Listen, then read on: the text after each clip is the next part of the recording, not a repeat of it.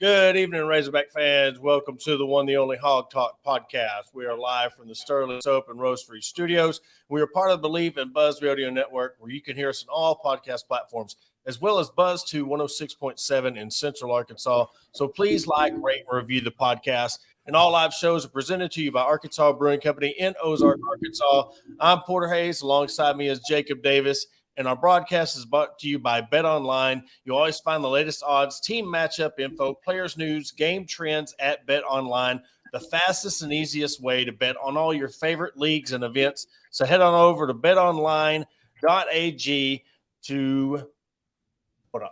I lost my place on that, and we've been reading this thing for 6 years. Oh, head on over to betonline.ag to join and receive your 50% welcome bonus with your first deposit. Bet Online, where the game starts, and that shows you this is live. You know, when no edits when we go live. But we want to welcome in Jake Crain. We've had him on ever since the Believe days. Now he's moved up to Crain Company. Jake, man, how's things going? Recently got married, and congratulations on that. And tell us how the married life's going. Well, guys, number one, it's great to join you. Obviously, I have a ton of respect for what y'all do and Believe and everybody, Eric Weinberger and Braun and all them that have put together such quality, programs like you guys. Man, it's fantastic. I don't know another way to put it. It's been a great marriage, and that's before the marriage that actually involves me and another woman. Man, if you like sports the way it used to be, when you can tune into sports, and it was common sense when it came to when politics and sports touch, but just really old school sports in general. Check us out, Crain Company on YouTube. It's Crain, not spelled like the bird, but we are super fly. But when it comes down to the marriage part, man, it's great. I've given a lot of people things in my life, some good, some bad. But it's amazing when you give somebody your last name. And I look, as a special teams coach, it's the first time in my life. I'm glad I outkicked my coverage. And I definitely did that. We've been married for about 4 weeks now. So the over's already hit. Like we're playing with house money. But in all reality, she just cooked me a fantastic dinner. She's a great cook. Now she is from Tuscaloosa. Okay. She is an Alabama fan. So I know, and I'm from Auburn, and I'm an Auburn fan. But at the end of the day, I mean, it's a Taylor Swift song out here, guys. But at the end of the day, I love her and she loves me. It's been great. But y'all have not shared the first Iron Bowl together as a married couple. So not as a married couple. Not as a married couple, but as an engaged couple, and then as a dating couple. And I'm 0 for right now. I'm 0 for right. I need Dear Hugh Freeze. Hold on, let me write it down. Dear Hugh. Please, God, can we win one so I can be on the other side of this? Now, I was there when she turned into Emily Rose and disappeared in a room eating spiders when they lost to Texas A&M. All right, I was there for that. But I need it. We're all a fan of somebody, right? We're all a fan of somebody. I don't let it, involve in any bias or any type of, when it comes to analysis, because I did it for 9.5 years. But at the end of the day, it's going to be nice to be on the other side. And we absolutely blew it. Absolutely blew it with Bryce Young in the last game, so I'm hoping you can turn it around. I know how you feel. I had my niece's husband from South Carolina, and I had to endure the first time that South Carolina beats Clemson in 8 years, and his boy was sitting there. And it was proud that I said that, your son can finally see South Carolina beat Clemson, and he was 7 years old. So, I mean, best of, you got to give the kids some joy. You got to just take one for the team. And I get it if it's South Carolina, but at the end of the day, they've got everything. It's like on Step Brothers when Dylan gets Hawg hands and Boy gets the rawhide wallet. I don't want the rawhide wallet anymore. For one time, can I get Hawg hands, guys? That's all I'm asking. Well, this could be the year to do it. Speaking of rivalries, though. Yeah, you get Georgia and Bama at home. I'm telling you right now, though, I called for Hugh Freeze for 3 years. They hired Brian Harsin. I will always give coaches the benefit of the doubt. I will always do that. I was in the business. I understand how hard it is.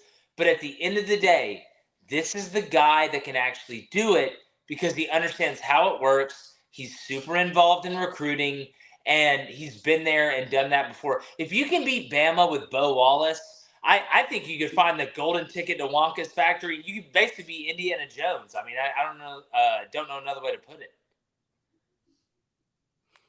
Well, speaking of, other SEC teams, this is an Arkansas podcast, and we haven't even talked about the Razorbacks yet. So, what do you see in the Razorbacks this fall? Yeah. Do you think they beat Missouri? Do you think they take the boot back from LSU? Do you think they end Alabama's 17-game supremacy in this one-sided affair? Do you think Arkansas breaks through in the SEC this season? Well, I mean, I would ask you, what do you define as breaking through? I mean, are we talking about 9 wins? Are we talking about winning the SEC West? I think we have to define what breaking through is. Now, when I look at this Arkansas team, obviously you got to marry the schedule with the personnel and the depth, right? You look offensively. You bring in Dan Enos. Kendall Briles is gone now. What does that mean for KJ Jefferson? What's been the biggest problem for Arkansas offensively? It's not the scheme. It's KJ staying healthy. When KJ Jefferson is healthy, he's one of the best weapons in college football that there is from a run game standpoint, from a pass game standpoint. He's got feel. Yeah, he's got a big arm. But when it comes down to having Rocket Sanders in the backfield with an offensive line that you feel good about, are you going to line up in 12 personnel and turn into a play action team? Are you going to line up in 11 personnel and continue to be an RPO team and run KJ Jefferson? Or are you going to try and marry the two? I think that's the biggest question. You look at what Dan did at Maryland, obviously with a quarterback that could run. I'm very interested to see kind of the marrying of what Sam Pittman wants to do, which, make no mistake, all offensive line coaches want to be run first, play action team. That's what they want to do. That's who they are. That's in their DNA. But when you have a weapon X like KJ Jefferson, you got to find the balance between running him enough and running him too much. I think that's a big question, especially when you get to the red zone. Then you look defensively. You return a couple guys, all SEC guys, but you gave up so much in the pass game. And then third down. This year for Arkansas will come down to how they perform on third down. I know that's not some, Pythagorean's theorem or Isaac Newton, formula that I came up with, but you gave up 45% of the third down conversions last year. That's not going to win against anybody, especially when you're giving up 30 points a game. I'm shocked Arkansas could win the games that they've won. But when I look at this team and I look at the progression, you look at the road games, you look at the home games. I do think Arkansas this year, if they catch a couple breaks, which you have to have, I don't care who you play for, could be a very sneaky team. But as much as we talk about the offense, as much as we talk about Dan Enos coming over, I think more of it has to do with the defense. Because if you're going to give up 30 a game, you have no chance of winning 9 games in this league. So I think that's the biggest question. And one of the big deals there is Travis Williams coming over from UCF as defensive coordinator. Huge. Yeah. Huge. You know him. I mean, he's an Auburn guy. He's from South Carolina, I believe. I think he played there. Or not play there. He's from there, but he played at Auburn. What do you think his impact is for Arkansas, plus having Marcus Woodson in there with him? Well, I mean, we know who as a young guy, if you're going to rank young DCs, Travis Williams is way up there. Again, he's an Auburn guy. I feel like I've watched him his whole career. He was part of a team in Auburn in 2004 that's one of the most legendary teams, and he was one of the leaders on it. Aggressiveness is the best way I would put it. At the end of the day, Travis is not going to let you dictate how he not only calls plays, but how he game plans. He is going to bring it to you to a point where you have to adjust. And it's not being crazy. It's not saying blitzing on every down, but you hear people call it setting the tone, right? Or I'm going to make you adjust to the adjustment.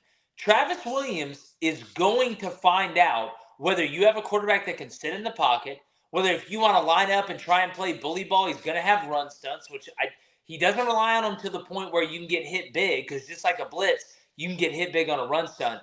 But Travis is aggressive, and players respond to that. Defensive guys, I coached defense for 9.5 years. I was a defensive coordinator for 3 of them. At the end of the day, defensive players want to be aggressive, but it's being able to have that controlled aggression. I think Travis has that. He's been through the worst. He's learned from mistakes. He's learned from triumphs as well. Now, does that mean he's going to be perfect? No. But Arkansas will not be afraid of anybody they play from a game plan standpoint. They won't be afraid to heat up anybody. What it's going to come down to is, how good is Arkansas in man coverage, right? If you're going to blitz, if you're going to be aggressive, and you're going to rob Peter to pay Paul, at some point you got to be good in man-on-man coverage, whether that's man-free, cover 1, whether that's playing 0 and bringing the house. I mean, whether that's playing 2-man on 3rd down, whether that's bringing a fire zone out of a cover 3 zone.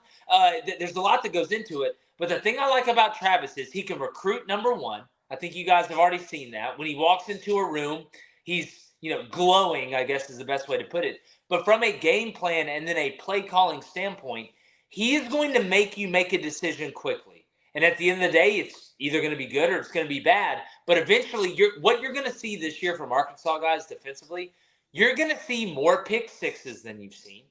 You're going to see more turnovers forced than you've seen. The question is, just like if you work for State Farm or Blue Cross Blue Shield, how good is that insurance in the back end? If I'm going to bring it, you guys got to handle it in the back end. And that's going to be the biggest question. And the biggest thing, too, is, what's the pros and cons of, defense is the biggest question of this team this year, and you're bringing in a brand new defensive coordinator. I mean, what are the pros and cons of a guy really wanting to come in and make a name for himself, chip on his shoulder, and take over his own team, but yet you've got kind of this mold that you've got to put together and make it a defense? Well, whenever you have a new coach coming in, and obviously it's different coordinators to head coaches, I think the element of surprise is a big thing we don't talk about enough in college football. I mean, how many times, whether it's a coordinator, whether it's a head coach, we always harp on the bad times, right? Oh, Michigan brought in this guy as a coordinator. It didn't work out. They had to fire him. But we don't talk about the good times, right? Because it's expected. The element of surprise is something in college football, because it's one that people underestimate, because it's one thing to have a scouting report. Made a ton of them in my career. It's one thing to look at that scouting report and say, this is what we think we're going to get. These are the tendencies. They love this in 3rd and 6 or more. They love this in 3rd and 5 or less. And it's another thing to call the game against that person. Some guys are better, just like players, right? Some players are better in practice than they are in the game, and vice versa. Some coaches are better game planners than they are play callers during the game, and vice versa. I think with Travis, what you're going to get is that aggressiveness early, right, is going to cause problems for other teams. It always comes down in coaching, just like in playing, right, in any sport. What's your adjustment to the adjustment? What do I mean by that?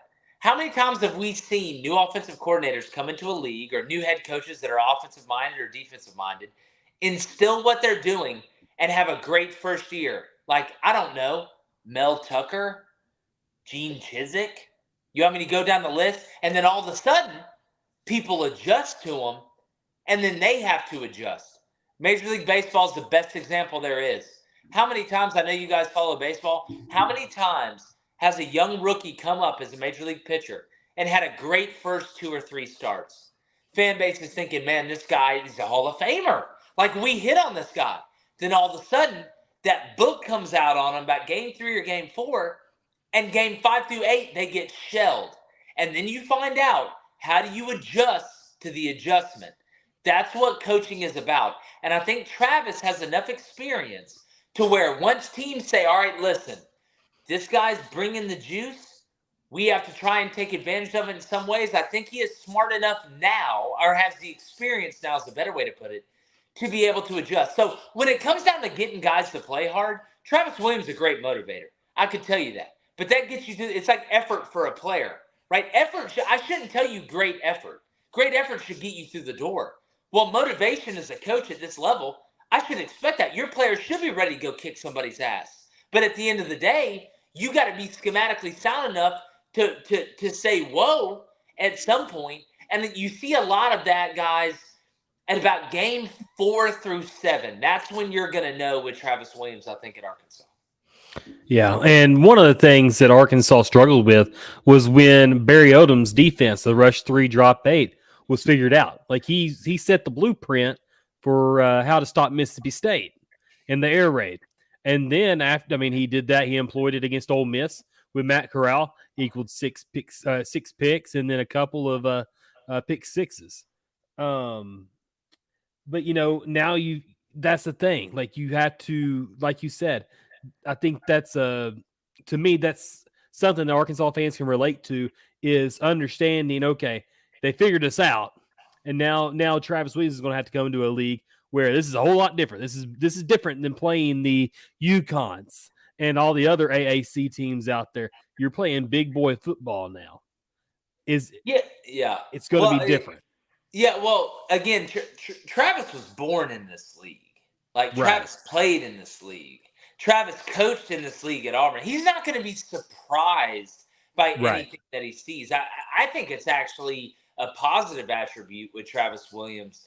And I know looking at him as a young guy, right? Like we hear, oh, he's a young guy. It's going to take time. College football, from a coaching standpoint, is being taken over by young guys. If you see the shift with social media and other aspects. But when it comes down to Barry Odom, I want to say this. I thought Barry Odom did a phenomenal job with the chips that he had on the table. Right? It's like kind of a general. At some point, when you're playing rush 3, drop 8, that's a retreat defense. That's what it is. I'm retreating to get back to a position where I'm going to make you earn every inch, right? And I'm not comparing football. I'm trying to compare football to war. But at some point as a general, you have to say, listen, we have to retreat to get back to a defensive position where we have a chance to be able to eventually counterattack. So I understand what Barry did. Now, I thought he did more with less than a lot of people. But I don't think Arkansas is in that position anymore, especially when you look at the transfer portal, some of the guys they have on the edge, what they're returning. I know you lose Bumper Poole, which outside of being the greatest name in college football, dude was a hell of a player. Like, I like Chris Paul Jr. and some of these other guys. I feel bad that his dad's about to get traded to the Wizards, but other than that, I'm happy for him. But like I don't want this to be Barry Odom didn't know what he was doing. What Sam Pittman took over, and you guys know this, I'm preaching to the choir, your fans know this. What he took over was a disaster. He was basically the human form of a FEMA trailer after a hurricane just went through a low-lying place. So I thought Barry did the most he made the smart play, right? I really think he made the smart play. But now that you have these chips and these pieces, you can rebuild not only schematically what Arkansas is doing defensively, but from a mindset standpoint. Guys, we're not fighting uphill anymore. We're even. We have cats that can run with their cats. Now we're going to let you go. We built this thing up. It's like the roller coaster going up, right? Click, click, click, click, click. Then you get to that top of the hill, and then we're going down, baby, in a good way, not in a bad way. We're going to have some fun now. So I think there's some pieces in place where Travis can move them around. What I don't want to get locked in is this young coach argument. Oh, he doesn't know what he's in for. Look, if he was a guy that was from somewhere else, right, and he had been somewhere else as a young guy, that's one thing. Travis Williams was baptized in the waters of the SEC. He knows what he's getting into. Yeah. Well, we had SEC Mike on last week, and I want to ask you the same thing, but in a different aspect. We're talking about, the defense and the offense, but how critical is it this year for Arkansas? And we'll segue into our next topic of, the new SEC with no divisions, OU Texas coming to the league. I mean, how critical is this year for Arkansas to get ahead of the curve, have success this year, and build on it moving into this new no division and no telling who your teams are going to be from year to year? Yeah, there's a couple things there. Number one, you guys know this. When you're at a place like Arkansas, every year is critical. Like, I don't care if there's divisions or there's no divisions or it's half division or it's fraction or addition or subtraction. It doesn't matter. Every year is critical because the standard at Arkansas is so high, and it should be high. You should want that standard high. And when you look at Texas and Oklahoma coming in, see, the trick is not, and you hear Nick Saban talk about this, you hear the Grammys talk about this, a faceless opponent, right? It's not about Texas. It's not about Arkansas. It's not about Georgia. It's not about Alabama. It's not about Auburn. It's about Ole Miss. It's about Arkansas. How can Arkansas continue to get better? Because listen, you're in a league where I don't care if you know the schedule or not. It's not easy. There is no easy schedule in the SEC. But you have to put it to a way, and especially to the players. Like, we can talk about this, and it's great, and it's fun, but it's about the players. I don't care if we're playing Texas or we're playing Arkansas Pine Bluff. It has nothing to do with them outside of the schematics we'll put into adjusting the game. It's about us fundamentally. Football is a game of blocking and tackling. But when you get to the point, and this is where every program and every culture wants to get, when you get to the point that the opponent does not matter, there's more pressure on yourself to perform. How am I going to block on this play? How am I going to cover on this play? How am I going to run on this play? That's what you want to get to. That's when you turn into a machine. That's the whole goal of all this, is to turn it into a machine. Because guess what?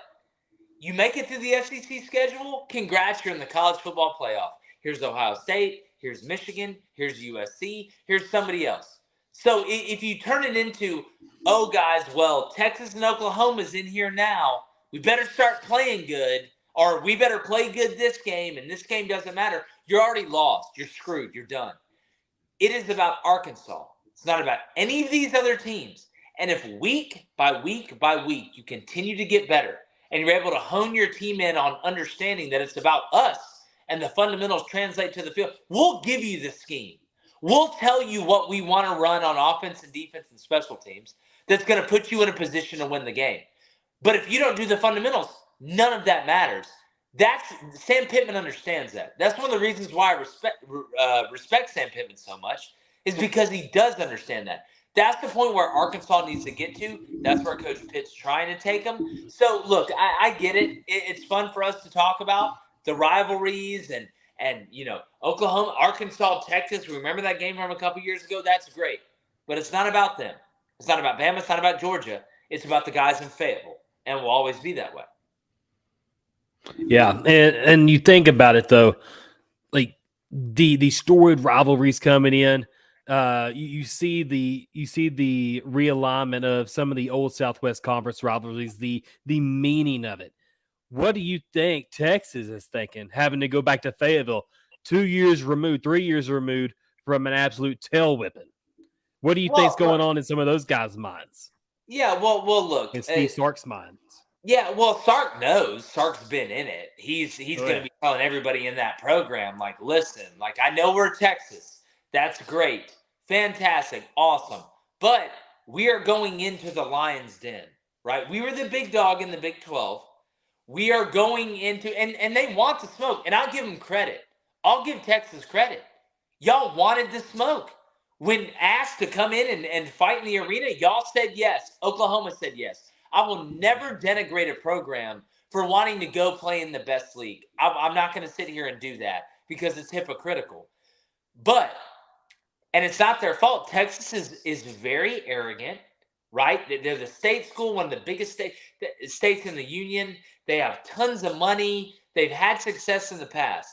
What I'll say is they're going to be confident coming in. They're going to be overconfident. And if you're smart, you're going to use that against them. And I think Arkansas used it against them a couple of years ago. But, again, if you're Steve Sarkisian and those players are going to be hyped up to play in this league, right? Especially early.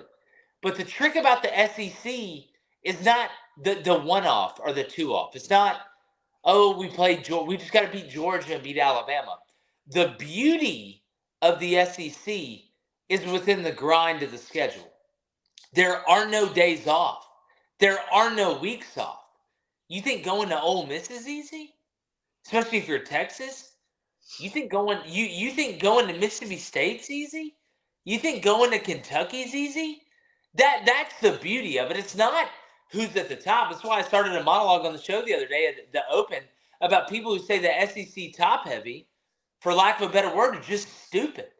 The numbers don't add up. And if you've ever been in the league, and Sark's going to tell them the same thing that I'm telling y'all right now. It is literally a week-by-week fist fight. You cannot put one ahead of the other. You cannot look behind. You're either moving forward or you're moving off. And the fan base is one thing. My question for Texas is, how locked in is that locker room to think, hey, well, we're big bad Texas. We're just going to walk in here. You couldn't win the Big 12. And I got news for you. This ain't the Big 12, and it never will be. So you got to fight for your life every week. Sark knows that. Let's see if the players respond. And the biggest thing is, coming into this new SEC, a lot of other conferences was like, well, I think they should go to a 9-game SEC conference. And I was even a component of it, thinking it would, until I seen some of these schedules. And when you look at some of these schedules that a lot of these teams have to play, even in an 8-game, it is an absolute gauntlet. I mean, there's no more, divisions. So you can be playing, OU, Texas A&M, LSU, Georgia, back to back to back to back. And I'm telling you right now, if anybody after seeing these schedules is still making fun of the SEC for not going to a 9-game conference, come join the SEC and try to play 8 games with all these teams and mix and matching. Yeah, well, number one, if anybody outside of the SEC with the numbers the SEC's put up from championships, NFL draft, just in general, is making fun of the SEC, that's like Sherman Klump calling Margot Robbie fat. I don't take you seriously as a human being. To be honest with you, I don't think you should have a driver's license, but that's a story for another day. My thing is this.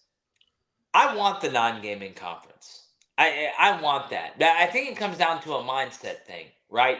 You heard some schools saying, well, we have 2024 non-conference obligations that we have to live up to, and I get that.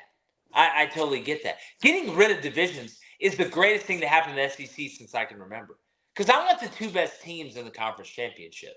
Look at the Big Ten. Look at the Big Ten East and the Big Ten West. You have Ohio State and Michigan in the Big Ten East. This has been the 2 best teams in the Big Ten since I can remember. But the Big Ten West had to send somebody. Now in the SEC, we're going to get the top 2 teams. I don't care if it's a rematch of the week before or whatever. That's the goal, right? But to me, first off, anybody that says anything about SEC scheduling, there's no math that backs that up. That is the conspiracy theories of conspiracy theories. I always say, listen, what's the difference? Let me ask you, what's the difference in between playing Alabama State and Louisiana Monroe? What's the difference? 10 points? If it's a 50-point win or a 40-point win? That's where we get lost in this conversation when they talk about the Cupcake Week. So my fix is this. Okay, if you got a problem with the Cupcake Week, let's do this. Let's add another bye week. Let's add another bye week to the schedule. We've already changed the calendar, totally, because it's a battle of attrition. But what you're going to see, and people say, oh, well, if we go to a 9-game in-conference schedule, then we're not going to get the LSU and Florida States. Well, Florida State's going to be in the SEC eventually, so that's a moot point. But I would rather have that 9-conference game as a coach, and you got some SEC schools saying, oh, well, we don't want that 9-conference game because we want to get to 6-6. Well, I got some news for you. If you're hoping to get to 6-6, you're in the wrong conference because there's only one school that is okay with 6-6 in this league, and it's the one school we keep in here because they're good at reading and math and science, and that's Vanderbilt. Yeah. So I think most of what we have is a mindset problem. Give me that 9-conference game because when it goes to 12-team playoff, what's the term we hear all the time in college basketball? Bubble team. RPI. Bubble team. Bubble team. What do bubble teams need at the end of the year? You need quality opponents so you can control your own destiny. I don't want to rely on another team having to win or lose. I want it to be on me. At the end of the day, if it's on me and it goes good or it goes bad, I can lay my head down on the pillow at night. But I want a quality team so I can play myself in. I think we have a mindset problem in some schools in the SEC right now. Yeah. Jake, man, we really appreciate you coming on tonight. If you will, tell us where you can find all your work, your social media, and everything else. Guys, like I said, I love coming on, talking to y'all. Y'all do a fantastic job. I believe Network's fantastic. You can find us on YouTube. It's Crain Company, Crainn Company. We do a live weekday show, from 6:30 to 8 a.m. Central, 7:30 to 9 a.m. Eastern. It lives on YouTube forever, so you don't have to catch us live, but we have live call-ins, a live chat with the Daily Wire too. Go to the Daily Wire Plus. We don't talk a lot of politics, except men shouldn't be in women's sports, but who doesn't believe that, right? But now, guys, it's always fun. It's going to be a great season, and looking forward to talking to y'all soon. Yes, sir. Yes, sir. Appreciate you. Hey, enjoy that first year of marriage, my guy. Hey, definitely, man. Look, I'm getting my rookie year in. I feel like Sauce Gardner right now. I feel like I'm overperforming. We'll make sure to interview you to make sure. Hey, are you still in the honeymoon stage at the end of year one? I hope you are, because I'm on year 8 and still in the honeymoon stage. So Dude, congrats! Great. I'm working. You're my Nick Saban. I'm just trying to work up to you, my man. Oh Lord! Hey, man. See you, Jake. Always great to have Jake Crain to come on the show. We've had him on 3 or 4 times, and talk about a guy who's really risen from the ranks of being, had another Believe podcast just like we have. And now he's on with, the Daily Wire and Ben Shapiro and having his daily show. So it's always a great time to have him come on. But we're up against the break. After the break, Jacob and I are going to break down our conversation with Jake Crain, and we'll go over some Razorback football. We'll be right back after the break.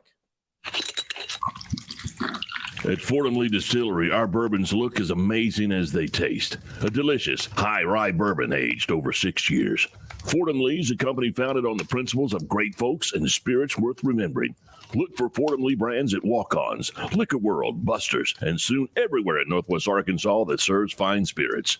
Fordham Lee Bourbon says please drink responsibly. 21 means 21. Fordham Lee Distillery, blended and bottled in Middletown, Maryland. Attention DIYers and home improvement enthusiasts. Are you searching for the right tools and the supplies to tackle your next project? Look no further than Mentor's Hardware Store. With locations in Ozark, Alma, and Clarksville, our vast selection of hardware and building materials is sure to have everything you need, whether you're fixing a leaky faucet or building a new deck. Plus, our knowledgeable staff is always on hand to offer expert advice and guidance. And with our competitive prices and convenient online ordering, Mentor's Hardware Store is your one-stop shop for all your DIY needs. Visit us today and let's build something amazing together. Are you in need of legal representation? Look no further than the law offices of Robertson, Beasley, Shipley, and Robinson. As the oldest law firm in the River Valley, we have been serving our clients for over 100 years, with locations in Ozark, Fort Smith, and Spring.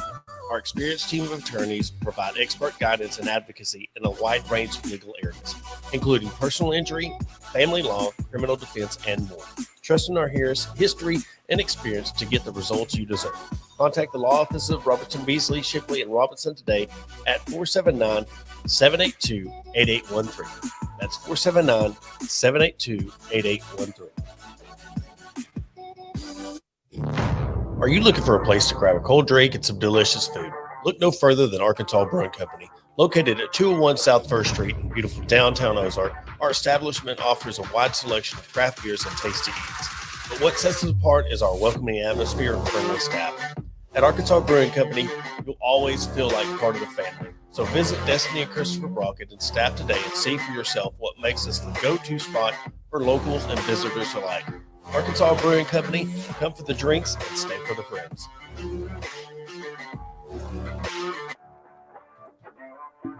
McCoy Tiger Drug Store of Sheridan, Arkansas has been the top pharmacy in all of South Central Arkansas since 1895.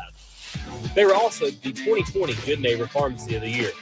They not only fix you up with your prescription with timely and friendly service, but also an elite gift shop. All your OTC needs, baby and wedding registries, tuxedo rentals, and much more. They're located at 821 North Rock Street in Sheridan. Give them a call today at 870-942-5121. Shelby Taylor Trucking serves all your timberland needs in South Central Arkansas. With over 50 years in the industry, Shelby Taylor Trucking has established themselves as trustworthy leaders in the industry. From planting to harvesting to hauling your timber, Shelby Taylor Trucking is ready to serve you. Follow them on all social media platforms at Shelby Taylor Trucking. Learn more by visiting their website at staylortrucking.com. That's staylortrucking.com. Searching for premium brewery products that will take your daily routine to the next level? Look no further than Sterling Soap Company. Our handmade soaps, aftershaves, and balms are made with only the finest ingredients that give you the ultimate grooming experience. With a variety of scents to choose from, there's something for everyone. Plus, our products are crafted in small batches to ensure the highest level of quality. So why wait? Visit www.sterlingsoap.com or visit our retail store at 16 West Walnut Street in Paris, Arkansas. Shop our collection and discover the difference for yourself. Upgrade your grooming routine with Sterling Soap Company.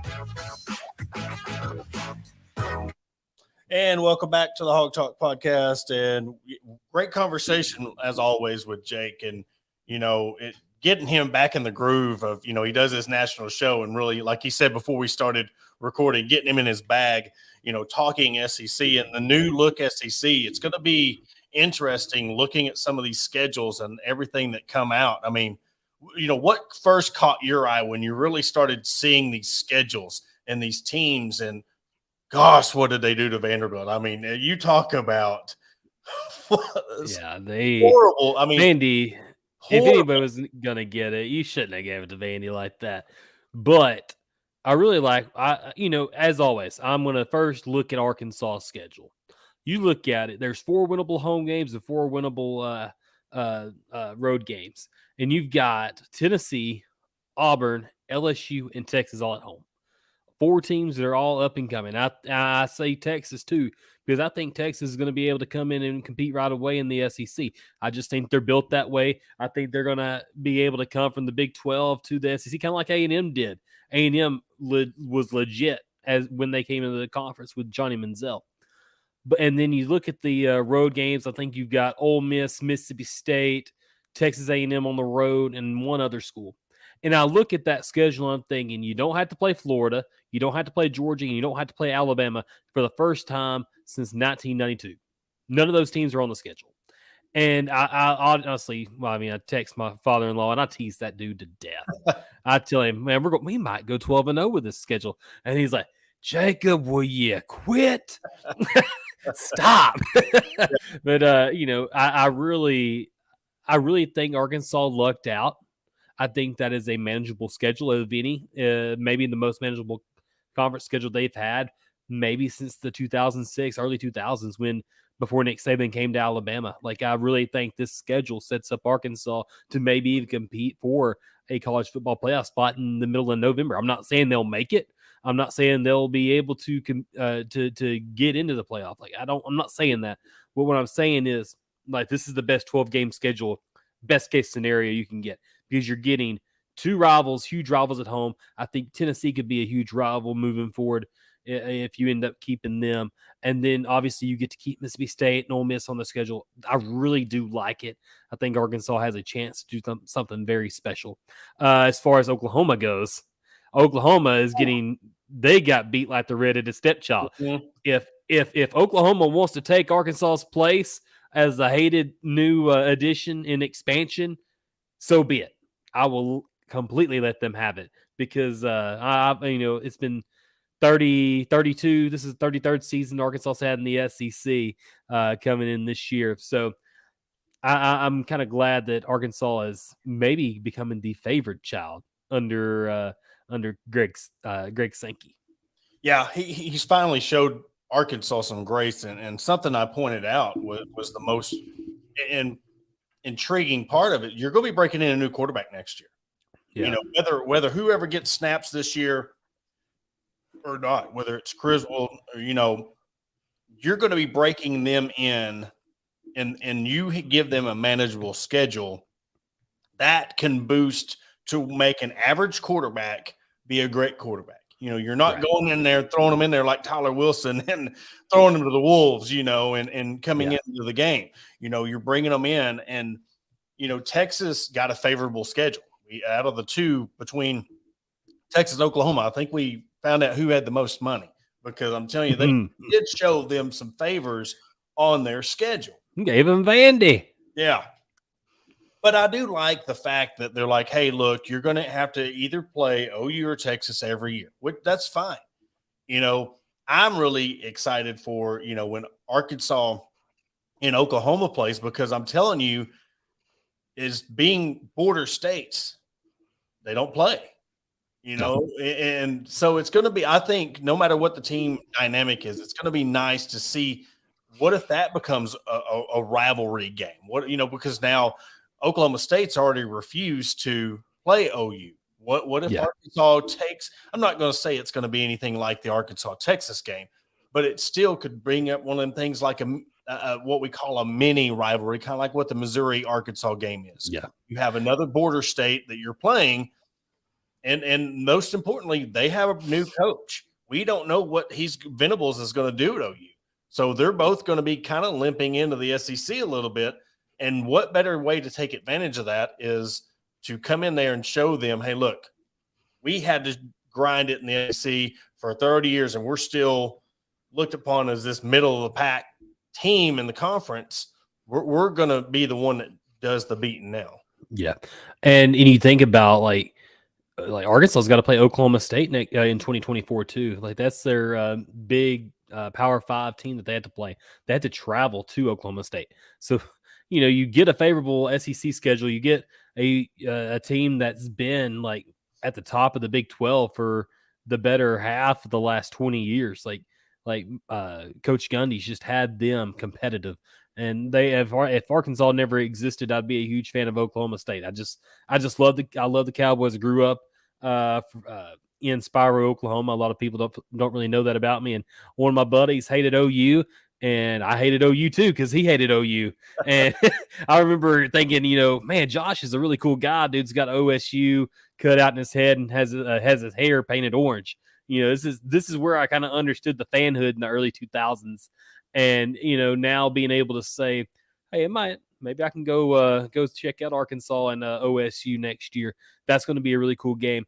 But you think about being able to preserve rivalries, what that's going to look like. I think Missouri is going to be Arkansas's permanent rival for the rest of the time. I had no issue with that. I don't mind playing Missouri every year. I know that we all keep denying that Missouri is an actual rival.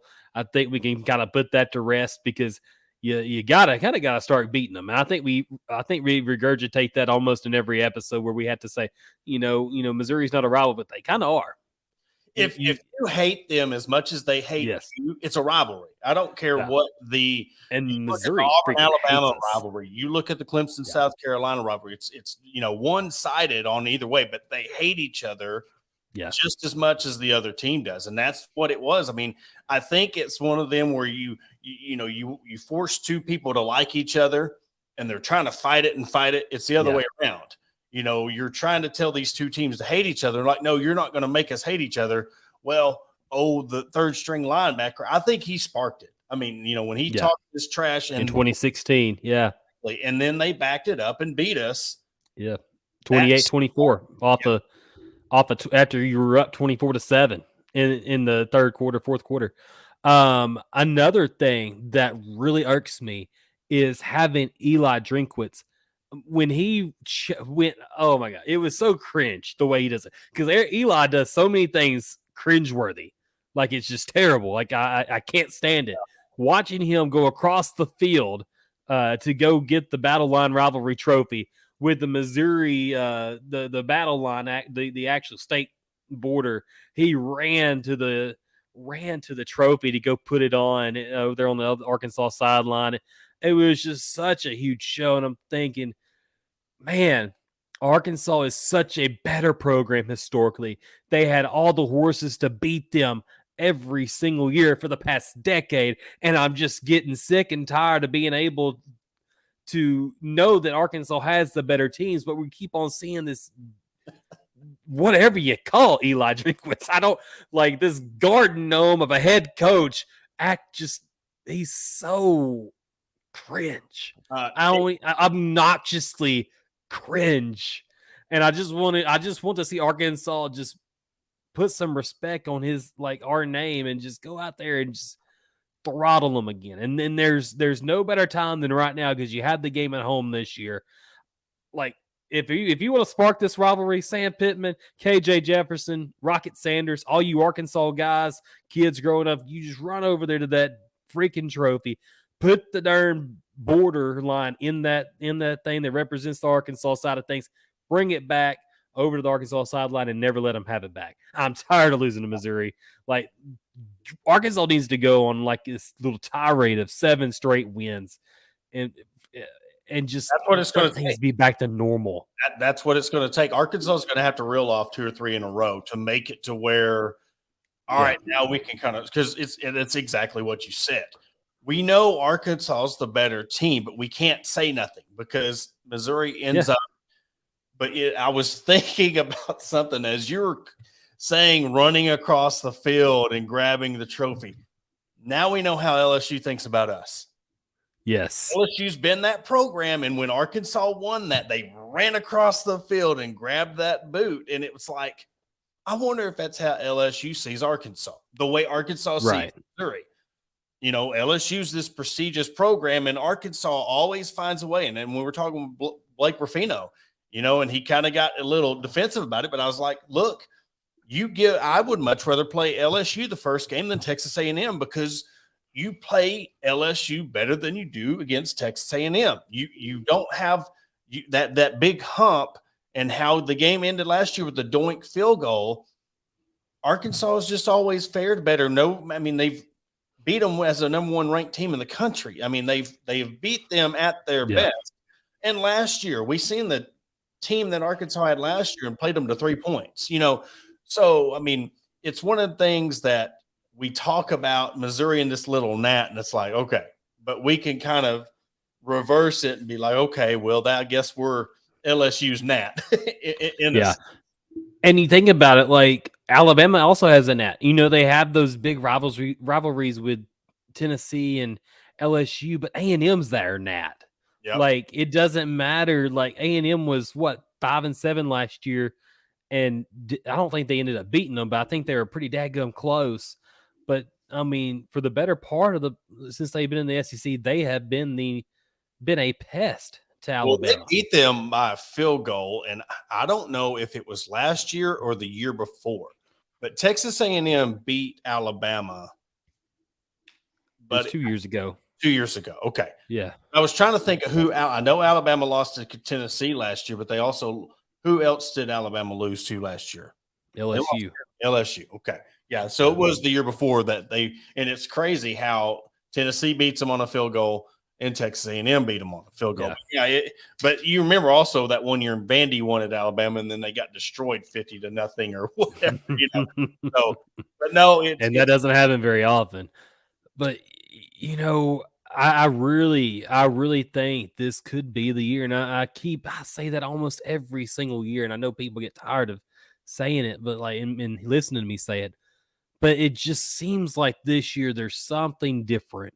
And I really think that Arkansas has the horses to get it done. And Jake kind of reiterated my thought process. Because Arkansas, you know, you had that 3-point loss to LSU last year. And this is essentially the same team. And I mean, their dude, Harold Perkins, just tore up Arkansas. I mean, let Harold Perkins have his, okay, against Arkansas. If you can play a semi-perfect game in the 4th week of the season down in Baton Rouge, there's no reason Arkansas can't just reel off a couple of wins and get all the confidence in the world going forward. And I know that, I know Blake Ruffino he's so pro LSU, and he plays that part beautifully. But you got to think Arkansas's been that pest over the years that has almost certainly ended LSU's hopes for whether it's New Year's Six bowl games, BCS bowl games. Arkansas's knocked them out a couple of times. This could be the year because they have to start out the year with Florida State in Orlando. My best friend is going to that game. He's a big Florida State supporter. He wants to see Florida State knock them off. Wouldn't it be crazy to see Florida State knock them off and then LSU think we're going to go run the table and win every other game, and then they're sitting at 2-2 to start the year instead of 4-0. How would that feel? Like that's something that could happen. Like Arkansas is not a pushover anymore, and that's the thing that people aren't paying attention to. Is Sam Pittman has done a fine job, and I wrote an article this past week about him becoming the actual portal king of college football. You look around the country and everybody's bringing in all these transfers, and some of them are doing a lot, but Sam Pittman actually brings these guys, develops them, and gets them out and squeezes the most talented he can out of them. And I think this could be the team that does it because he's bringing in so many talented players, but he's also got enough returning talent that if this team meshes, it could be special. I think the biggest thing going for, and I believe I've compared Arkansas to Michigan State as a program and developing their players before. Yeah. But I think the thing that really helps Arkansas out is they're bringing portal guys in and actually making them better. They're developing these guys and getting them into the draft. Look at Eric Musselman. He is getting guys come in from transfer and making them better players. The glitz and the glam and the Facebook post and the commitments and stuff when they're doing this for the second or third time only lasts so long until players are going to be like, okay, I mean, it was awesome having this fan base love me the way they do, but what are they really doing for me in the grand scheme of, are they getting me to the league? Are they getting me paid? I think Arkansas, if you look at if you want to look at overall, and all the sports and what Arkansas has done with the transfer portal, I think you could put them honestly up there with the top of any team in the country with what they're doing with transfer players, because they seem to always have that one or two guys that in whatever sport become standouts. You look at the women's side with the women's basketball team, transfer portal players help build their program, help get, Arkansas softball. That transfer portal helped tremendously getting them to where they are as a respectable program in the SEC. So, yes, it's kind of helped the women's side more than it has the men's side when it comes to the transfer. But Arkansas has really benefited a lot from this transfer. And I think that's why you see the top coaches and teams complaining about it, because they're like, hey, we can't just run through the SEC anymore. You look at Georgia fans, it is so funny. Georgia fans crying about their schedule. Hey, you know what? Good. Finally, about time you played. And I looked this up. It was Georgia. I think Georgia hasn't played LSU and Alabama together combined. They played them 3 times since 2013. Wow. I mean, tell me how that's fair. And then again, now Georgia's winning the East. I mean, that just shows you. And they also get to play like Ball State and all these other teams. And luckily for them, their in-state rival, the team that they get to play every year permanently for a Power 5 conference opponent, sucks. I mean, you got to remember for 30 of those years, just up until recently, Georgia Tech run the triple option. I mean, that was a gimme game, but now you look, while we're talking, I looked up their schedule. Now they start off with Clemson. That's their first game in 2024. Then they, of course, get Georgia Tech, and they get to keep Florida because of the rival. Then they get Auburn, Mississippi State, Tennessee, at Alabama, at Ole Miss, at Texas, and at Kentucky. They have their away games are at Alabama, at Kentucky, at Ole Miss, and at Texas. Cry me a river. Time they finally get. Yeah. I mean, you can, and I'll tell you, SEC West schedules have been that way every year since the West has started with LSU and Alabama being the top. They're talking about top heavy. Well, when you've had Auburn, LSU, or Alabama win the SEC and win national championships, I mean, it's just now the past 2 years, Georgia's finally stepped up. But I mean, goodness gracious, they're coming out of the East every year. That just shows you. Yeah. And Arkansas, you look at Arkansas schedules over the past, ever since probably 2014. The 2010, well, I'll give it 2010 because Ole Miss was really the only down team that year. It was Houston Nutt's third year at Ole Miss, and they were kind of on the downtrend, but they were still a competitive team. In 2014, Arkansas had to play 11 of their 12 opponents that were ranked. 11 of 12 of their opponents were ranked. That includes your non-conference opponents. 2015 was kind of a little bit more of a down year. 2016, you like Brett Bielema had when his first 25 games, he had to play 20 ranked opponents. Same way with old Sam. Sam had, 2020, he had to play all the SEC West teams plus Florida and Georgia. And then last year he played 2 years ago, he had to play 8 or 9 teams that were ranked. And then last year you had to play 8 or 9 teams that were ranked. And that's just how it goes. When you had to play the SEC West. And now since, I don't want to hear Georgia's crap because they've won 2 back-to-back national championships, mostly because of the weak schedule that they've gotten to play. But yeah, they're great teams. They are a great team, great program. But they have no reason whatsoever to complain about a hard schedule when they played arguably the easiest schedule of any SEC team in the past 5 years. Yeah. And, when Clemson was having their heyday and everybody's like, well, they're playing the ACC. You can play – you can't help what your conference is. Yeah. But they were playing a home and home with Alabama. They played a home and home against Auburn. They played a home and home against Texas A&M. And then they still had their rival South Carolina to play. So they were at least going out and playing the SEC teams that was faring, and they played Georgia, which they went 0-2 against Georgia. I think they went 0-2 against Alabama, but until they, of course, won in the national championship. But, they played Georgia, Alabama, Auburn, then they've played LSU, then they played Texas A&M. Back-to-back home and home. So Georgia, they were hanging their hats on a Kentucky team that was 10-2, and then they just fall off. Yeah. They'd have that one good year. Yeah, you think about the Boise State and TCU when they were making their runs as WAC teams. They were purposely playing two Power 5 teams every year to bolster their resume for when BCS play the BCS games came. There was a reason for that.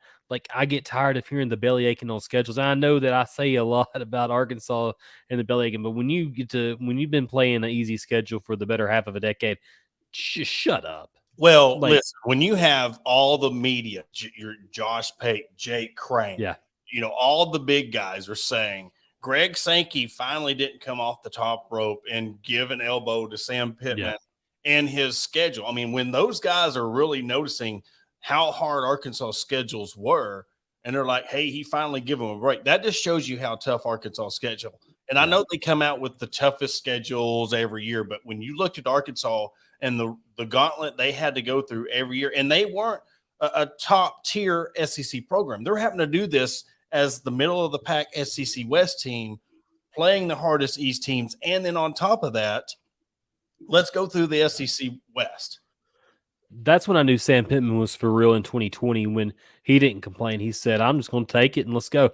You remember when Mississippi State went down there, the Baton Rouge in 2020 and just throttled LSU, and the very next week, Arkansas just goes down there and shuts down the air raid. After they had 630 yards worth of passing, and then that's when I knew Sam Pittman was for real, and he wasn't going to let Arkansas lay down. They were trying to do everything they could to kill Arkansas, and they didn't. Yeah. They knew that Arkansas was about to die in 2019 when they ended up firing Chad Morris. They knew Arkansas was about to die, and Sam Pittman wasn't about to let them. He wasn't.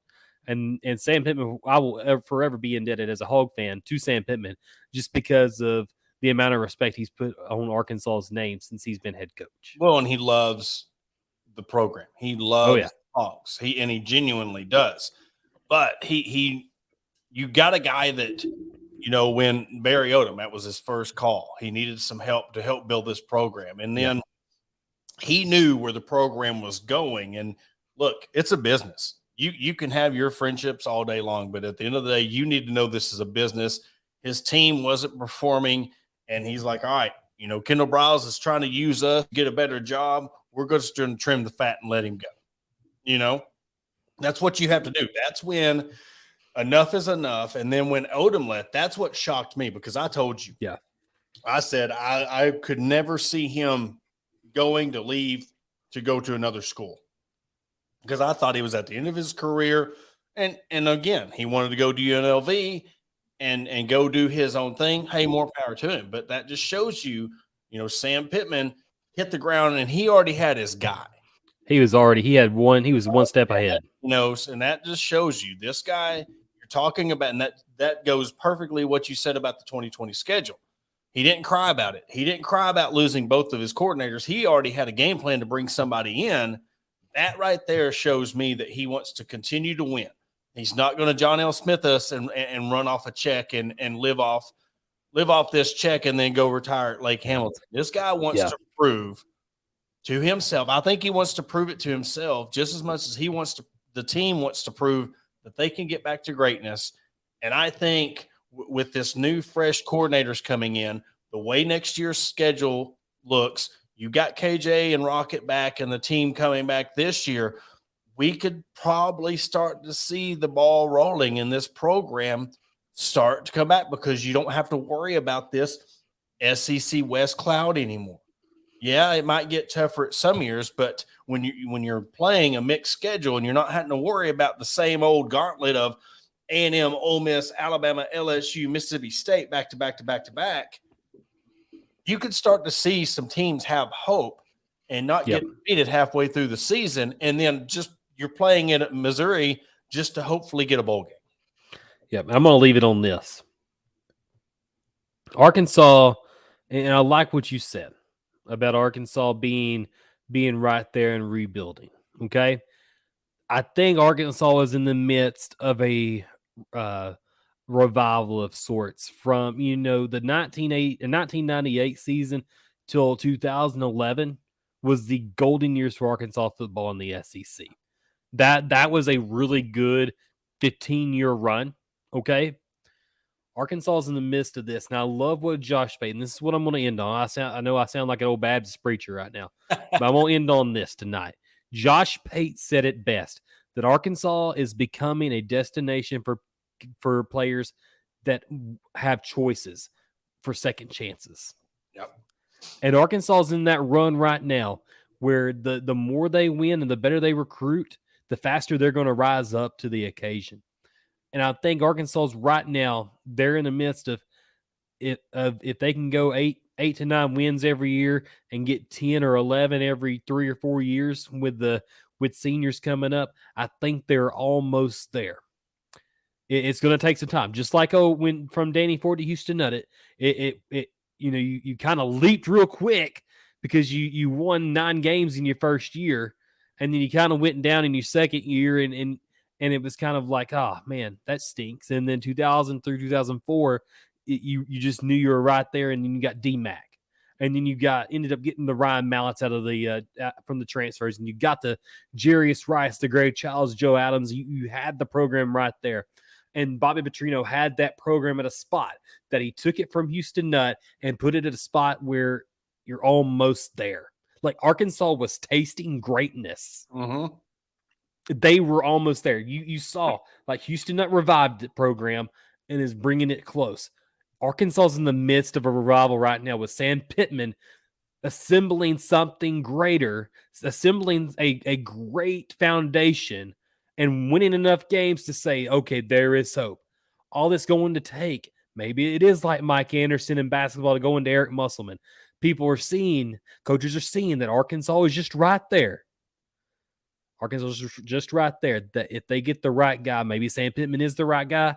Maybe he is the guy that just gets them right there, and then somebody else reaps the benefits, reaps the fruit of what Sam Pittman's grown. But I maybe think that's the case. Pittman, but I have a feeling that Sam Pittman. I don't think just the football gods speaking. I don't think that somebody else is going to come in and reap those benefits, because you look at coaches that put in the work, look, I know that I talk about Clemson at times, and I don't mean to. I'm not doing it to. But you look at Dabo and how much he loved the program and built it. It took him 7 years, but he loved the program, loved his guys, and he finally got a national championship out of it. I don't think somebody else is going to come in and take the benefits from Sam Pittman. I think he's going to benefit because, as you were talking, I mean, you got to look. Arkansas's had success in the 60s, the 70s, the 80s, the 90s, the 2000s, the 2010s, they've had success. I think it's time. I think with this, like you said, revival, something's brewing. And I'm not saying that this year or next year they're going to win a national championship, but I can just feel that the tide shifting, and it's that point of the 2022s, the 2020s, that Arkansas has that success and they become a successful program 2-3 years, and they might go on a 2-3 year run. And then we have to go to the 2030s or whatever. But Right. I feel something happening to where they're going to have success and they're going to become one of the successful programs and the respectable teams in the SEC.